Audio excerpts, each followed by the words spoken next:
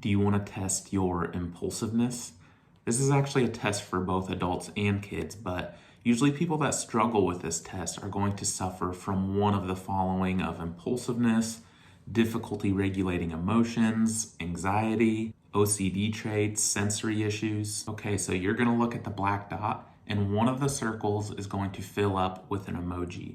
Your job is to look at the opposite circle. So if this one flashed, you'll look here.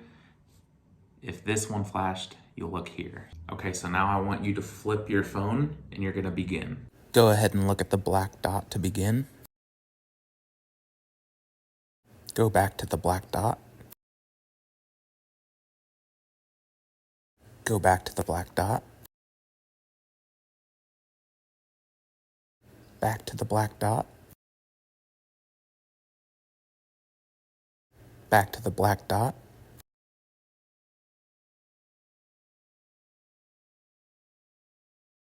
Okay, how'd you do? This is a go, no-go test, and it's testing your basal ganglia.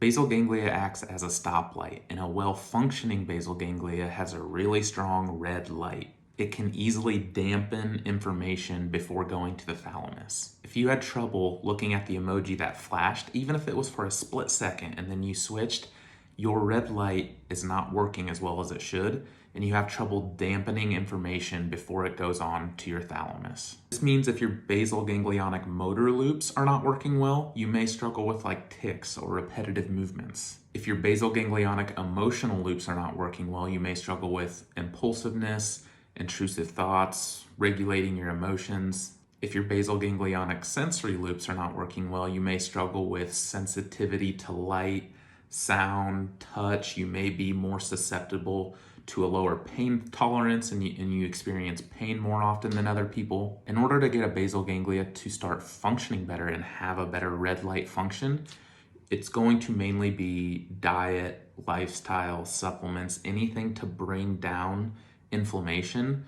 You're going to want to heal any leaky barriers like a leaky blood-brain barrier or a leaky gut. And then you're going to want to stimulate that area of the basal ganglia by doing basal ganglionic exercises. This is going to be things like controlled movements. So think like a jungle gym or an obstacle course or karate or basketball or something where there's really controlled, coordinated movements, as well as go, no-go exercises like we just did on this video. Hope that helps, and I hope you learned something today.